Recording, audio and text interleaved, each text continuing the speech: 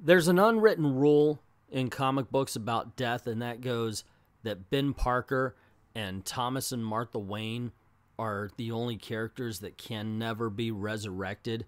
Now, personally, I would add to that list the Dark Phoenix, and that's mainly because of how powerful the story was, and it's been completely diluted ever since then with the multiple deaths and resurrections of the Phoenix. I understand Phoenix rises, death, blah, blah, blah, but Jean Grey was Jean Grey long before the Phoenix. And what ended up happening was a great story was diluted. And of course, you get a good feeling when you hear a comic book creator state your opinion right back to you, especially when it's one as big as Chris Claremont, and he's talking about his own story where he himself shows a preference for Jean Grey staying dead, remaining dead. And yeah, okay, it's confirmation bias, it's an ego boost, it's all those things. But he did an interview with Sci-Fi Wire talking about the documentary based on his life called Chris Claremont's X-Men, which should be on video demand now. He said, "I would have been much happier if she'd stayed dead. The other X-Men suddenly realized we are mortal. We're not protected by the fact that we are all copyrighted and trademarked." But alas, resurrected she was in a story that ran through Avengers 263, Fantastic Four 286, and X-Factor #1, which caused no short of problems for Claremont, who had been writing Cyclops and the other characters as if Jean Grey was going to stay permanently dead, which included seeing Scott move on, marry Madeline Pryor, and they even had a kid. Yeah, the kid became Cable, but that's hardly important to this particular part of the story. What is important to this particular part of the story is the fact that that led to Scott leaving Madeline Pryor with a baby and going off to pursue the relationship with Jean Grey again. It kind of kick-started everything again, and that really made Cyclops look bad in a lot of readers' eyes. I mean, he literally left his wife and child to go off with the girl he used to have a relationship with. Asshole Scott, first appearance. But it's not like Madeline Pryor was completely written off. She became the Goblin Queen, the villain of X-Men Inferno. So, hey, you know, she was useful.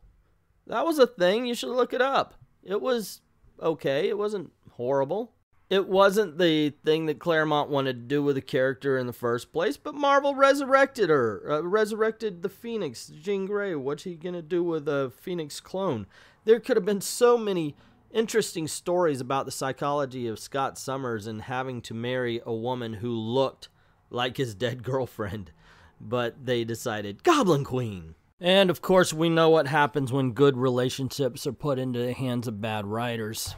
And Jean Grey, who was once Marvel Girl, who was written into this brilliant freaking story where she had the power of the god and she chose to end her life rather than do her any damage, has relived the same story over and over, or at least twice, I should say. It's not over and over again.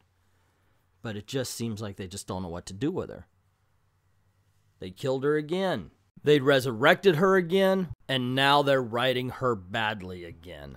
And that's why I've always said, and I'm glad to hear that the writer, Chris Claremont himself, agrees that it would have been better to have just let Jean Grey remain dead after 137 and to let greatness remain great. Well, that's just my opinion, but what is yours? What do you think? Should Jean Grey have joined Ben Parker and the Waynes in never being able to be resurrected? I would have said the same thing about Captain America's sidekick Bucky, but he became the Winter Soldier, and we got a good story out of that. What do you think? Let me know in the comments below. Also, if you like this video, you want to see more, you know the drill. Click like, click share. That helps get word out about the channel, so that's very important. Please do that. And don't forget to subscribe. Even if you think you're subscribed, please, by all means, hit that subscribe button, because YouTube's kind of messed stuff up with that and the notifications. You want to make sure that that bell is rung, because they've made sure that some people can't be notified about videos and live streams we do around here. If you wish to help the channel out, please go on over to Patreon. Drop $1 in the till. The link is in the description below. It'll help us keep making videos. It'll help us keep the lights on here. That's always helpful. Now, we do have the normal tier rewards at 1, 5, 10, 20, and 50. as well as the graphic novel giveaway.